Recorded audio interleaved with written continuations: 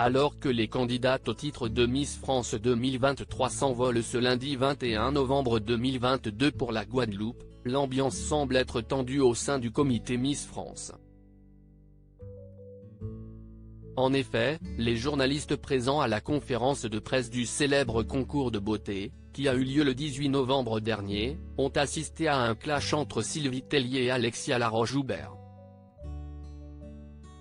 Des propos qui ne passent pas si les rumeurs disent que Sylvie Tellier a été poussée vers la sortie, cette dernière n'a pas manqué de les démentir, assurant même être en bons termes avec Alexia Laroche-Joubert.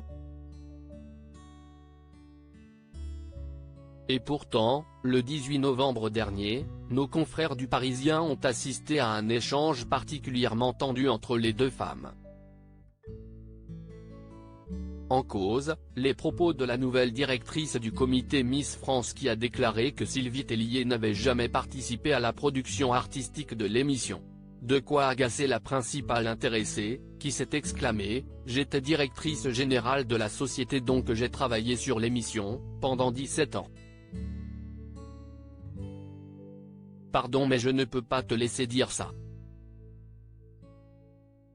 Ce à quoi Alexia Laroche-Joubert a répondu « Mais tu ne travaillais pas sur la production du show. » Le producteur, Frédéric Gilbert est alors intervenu.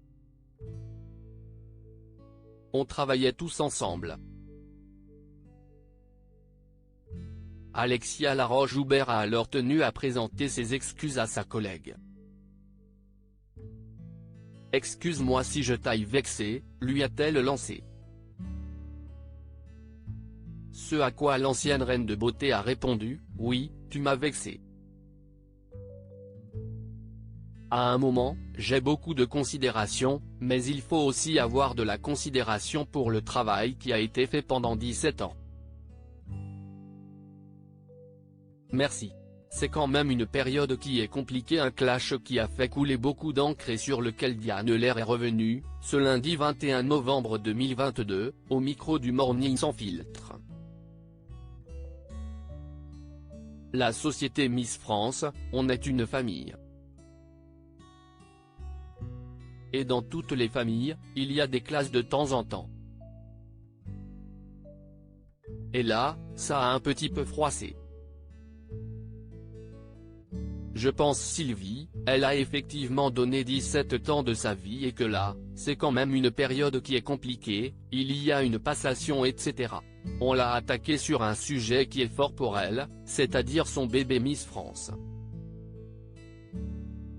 Et voilà, elle l'a pris à cœur, a ainsi explique Miss France 2022, qui était également présente à la conférence de presse.